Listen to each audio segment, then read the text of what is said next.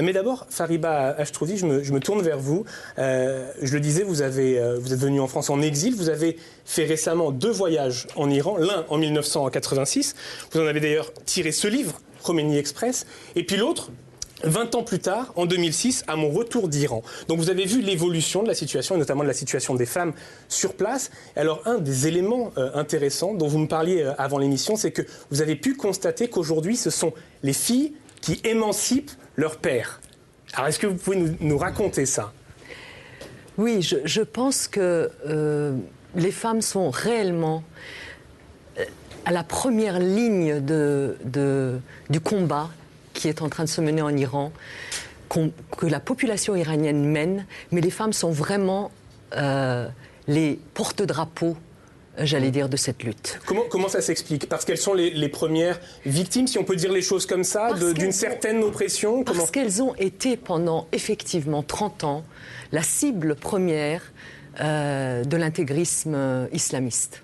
Et aujourd'hui, ça existe toujours, ce que vous dénoncez, cette oppression ? Alors, vous savez, le paradoxe iranien, c'est qu'effectivement, l'oppression existe notamment dans les lois.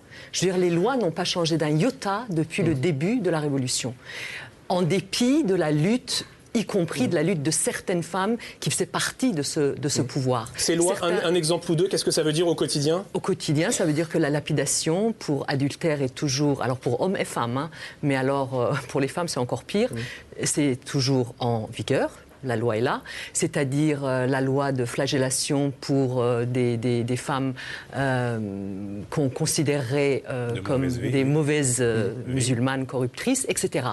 En revanche, dans la pratique, les choses ont beaucoup changé. C'est-à-dire les lois existent, mais en même temps, il y a des juristes, notamment des jeunes générations de juristes.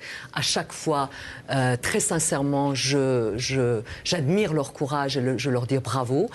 Des juristes qui demandent l'égalité entre hommes et femmes. Et ces messieurs savent mieux que moi, quand on dit ça, moi, ici, sur le sol d'une démocratie, je dis l'abrogation des lois de la charia.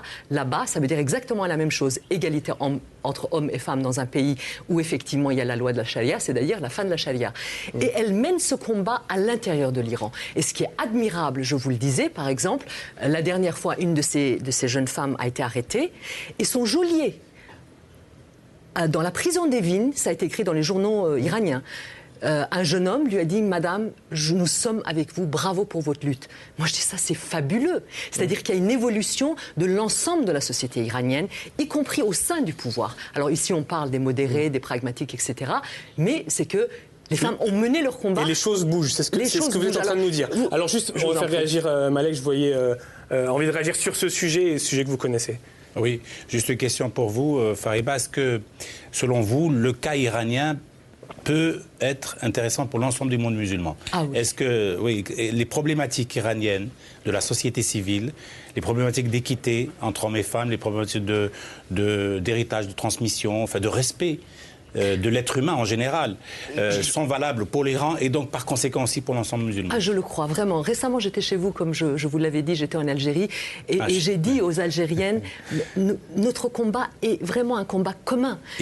Identique, je le dirais dans n'importe quel pays. Et vous avez vu la même gravité en Algérie qu'en Iran ? Et le régime n'est pas le même, la situation n'est pas la même. Le régime n'est pas le même, la situation n'est pas la même. Les femmes ne sont pas lapidées comme en Algérie, non ? Absolument. Ben non. Mais je dirais quelque part en Algérie, parfois, c'est plus dangereux ce qui se passe en Algérie, parce que j'ai su récemment que votre ministre de la Culture, que j'ai connue, et que c'est une femme admirable que j'ai beaucoup aimée à l'époque où je l'ai connue en 91, c'est elle qui ordonne la fermeture des nightclubs ou des... Vous voyez, voilà, donc...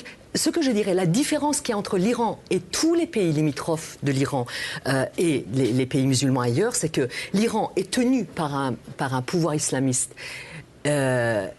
qui ne fonctionne plus, c'est-à-dire la population ne suit plus. Dans les autres pays, c'est des pouvoirs qui sont pas du tout...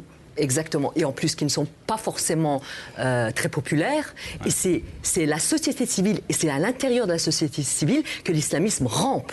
Moi, je pense qu'en Iran, la situation est plus nette. Donc le combat de la population avec le pouvoir, qui fait de plus en plus des pas de recul est beaucoup plus nette. Donc, quelque part, je pense que le danger, exactement, s'il y a un jour la possibilité pour un pays musulman que la laïcité arrive de la base, c'est l'Iran. Et ça, c'est formidable. Alors, vous savez, le paradoxe iranien, c'est qu'effectivement, l'oppression existe notamment dans les lois. Je veux dire, les lois n'ont pas changé d'un iota depuis le début de la Révolution. En dépit de la lutte, y compris de la lutte de certaines femmes qui faisaient partie de ce pouvoir. Ces lois, un exemple ou deux, qu'est-ce que ça veut dire au quotidien? Au quotidien, ça veut dire que la lapidation pour adultère est toujours, alors pour hommes et femmes, hein, mais alors pour les femmes c'est encore pire, c'est toujours en vigueur. La loi est là, c'est-à-dire la loi de flagellation pour des femmes qu'on considérerait comme des mauvaises musulmanes corruptrices, etc. En revanche, dans la pratique, les choses ont beaucoup changé. C'est-à-dire les lois existent, mais en même temps, il y a des juristes, notamment des jeunes générations de juristes. À chaque fois, très sincèrement, j'admire leur courage et je leur dis bravo. Des juristes qui demandent l'égalité entre hommes et femmes. Et ces messieurs savent mieux que moi, quand on dit ça, moi, ici, sur le sol d'une démocratie, je dis l'abrogation des lois de la charia. Là-bas, ça veut dire exactement la même chose. Égalité entre hommes et femmes dans un pays où, effectivement, il y a la loi de la charia, c'est d'ailleurs la fin de la charia. Et elle mène ce combat à l'intérieur de l'Iran.